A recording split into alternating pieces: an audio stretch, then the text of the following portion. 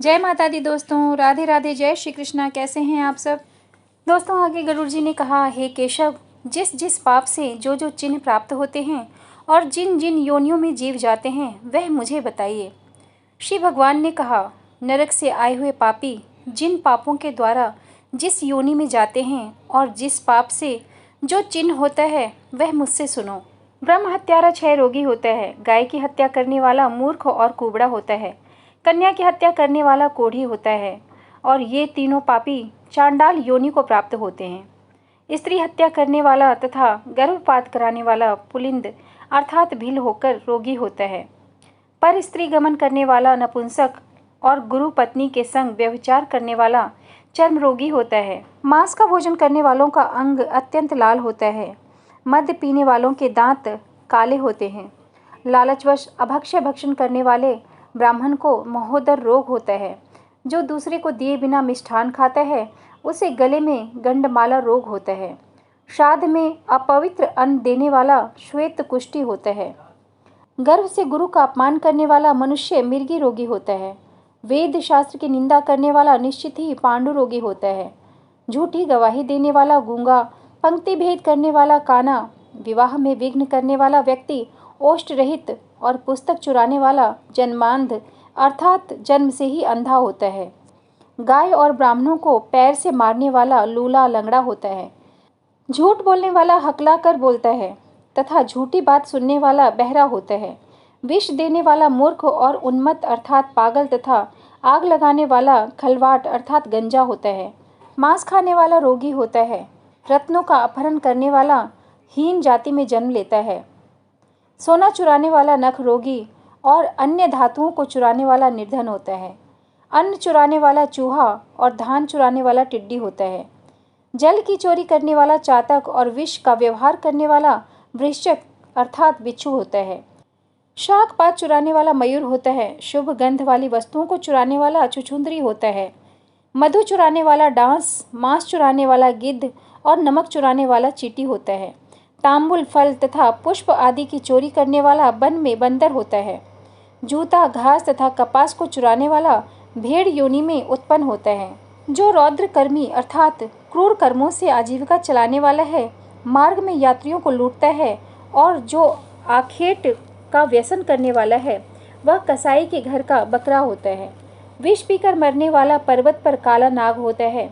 जिसका स्वभाव अमर्यादित है वह निर्जन वन में हाथी होता है। बलि वैश्व देव न कराने वाले तथा सब कुछ खा लेने वाले ब्राह्मण, क्षत्रिय, वैश्य और बिना परीक्षण किए भोजन कर लेने वाले व्यक्ति निर्जन वन में व्याघ्र होते हैं। जो ब्राह्मण गायत्री का स्मरण नहीं करता और जो संध्योपासना नहीं करता, जिसका अंतः स्वरूप दूषित तथा बाह्य स्वरूप साधु की तरह प्रतीत होता है, वह ब्राह्मण बगुला होता है। जिनको यज्ञ नहीं करना चाहिए उनके यहाँ यज्ञ कराने वाला ब्राह्मण गांव का सुअर होता है। क्षमता से अधिक यज्ञ कराने वाला गंधर्व तथा बिना आमंत्रण के भोजन करने वाला कौवा, जो सत्पात्र शिष्य को विद्या प्रदान नहीं करता वह ब्राह्मण बैल होता है। गुरु की सेवा न करने वाला शिष्य बैल और गधा होता है। गुरु के प्रति अपमान के तात्पर्य से शब्दों का उच्चारण करने वाला और वाद विवाद में ब्राह्मण को पराजित करने वाला जल विहीन अरण्य में ब्रह्म राक्षस होता है। प्रतिज्ञा करके ब्राह्मणों को दान न करने वाला सियार होता है। सत्पुरुषों का अनादर करने वाला व्यक्ति अग्निमुख सियार होता है। मित्र से द्रोह करने वाला पर्वत का गिद्ध होता है और क्रय में धोखा देने वाला उल्लू होता है। वर्णाश्रम की निंदा करने वाला वन में कपोत होता है। आशा को तोड़ने वाला और स्नेह को नष्ट करने वाला, द्वेषवश स्त्री का परित्याग कर देने वाला बहुत काल तक चक्रवाक अर्थात चकोर होता है। माता पिता गुरु से द्वेष करने वाला तथा बहन और भाई से शत्रुता करने वाला हजारों जन्मों तक गर्भ में या योनि में ही नष्ट होता रहता है।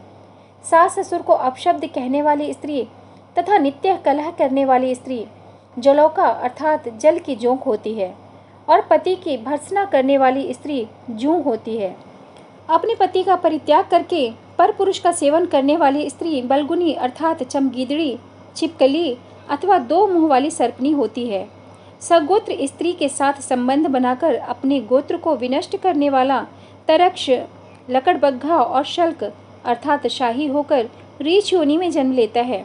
तापसी के साथ व्यभिचार करने वाला कामी पुरुष मरु प्रदेश में अर्थात रेगिस्तान में पिशाच होता है और अप्राप्त यौवन से संबंध बनाने वाला वन में अजगर होता है। गुरु पत्नी के साथ गमन की इच्छा रखने वाला मनुष्य गिरगिट होता है। राजपत्नी के साथ गमन करने वाला ऊंट तथा मित्र की पत्नी के साथ गमन करने वाला गधा होता है।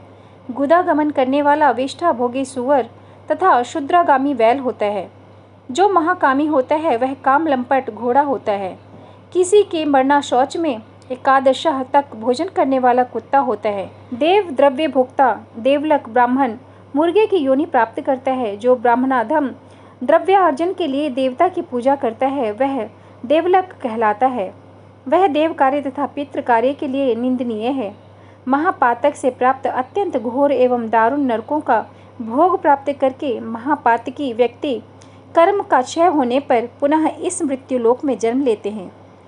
ब्रह्म हत्यारा गधा ऊंट और महिषी की योनि में जन्म प्राप्त करता है तथा सुरापान करने वाला भेड़िया कुत्ता एवं सियार की योनि में जाता है। स्वर्ण चुराने वाला कृमि कीट तथा पतंग की योनि प्राप्त करता है। गुरु पत्नी के साथ गमन करने वाला क्रमशः तृण गुल्म तथा लता होता है। पर स्त्री का हरण करने वाला धरोहर का हरण करने वाला तथा ब्राह्मण के धन का हरण करने वाला ब्रह्म राक्षस होता है। ब्राह्मण का धन कपट स्नेह से खाने वाला 7 पीढ़ियों तक अपने कुल का विनाश करता है और बलात्कार तथा चोरी के द्वारा खाने पर जब तक चंद्रमा और तारकों की गिनती होती है तब तक वह अपने कुल को जलाता रहता है। लोहे और पत्थर के चूर्ण तथा विष को व्यक्ति पचा सकता है, पर तीनों लोकों में ऐसा कौन व्यक्ति है जो ब्राह्मण के धन को पचा सकता है। ब्राह्मणों के धन से पोषित की गई सेना तथा वाहन युद्ध काल में बालू से बने सेतु अर्थात बांध के समान नष्ट भ्रष्ट हो जाते हैं। देव द्रव्य का उपभोग करने से तथा ब्रह्मस्व का हरण करने से या ब्राह्मण का अतिक्रमण करने से कुल पतित हो जाते हैं। अपने आश्रित वेद शास्त्र पारायण ब्राह्मण को छोड़कर अन्य ब्राह्मण को दान देना ब्राह्मण का अतिक्रमण करना कहलाता है। वेद वेदांग के ज्ञान से रहित ब्राह्मण को छोड़ना अतिक्रमण नहीं कहलाता है, क्योंकि जलती हुई आग को छोड़कर भस्म में आहुति नहीं दी जाती। हे ताक्षय, ब्राह्मण का अतिक्रमण करने वाला व्यक्ति नरकों को भोगकर क्रमशः जन्मांध अर्थात जन्म से अंधा एवं दरिद्र होता है। वह कभी दाता नहीं बन सकता, अपितु याचक ही रहता है। अपने द्वारा दी हुई अथवा दूसरे के द्वारा दी गई पृथ्वी को जो छीन लेता है वह 60,000 वर्षों तक विष्ठा का कीड़ा होता है। जो स्वयं कुछ देकर पुनः स्वयं ही ले लेता है वह पापी एक कल्प तक नरक में रहता है। जीविका अथवा भूमि का दान देकर यत्नपूर्वक उसकी रक्षा करनी चाहिए।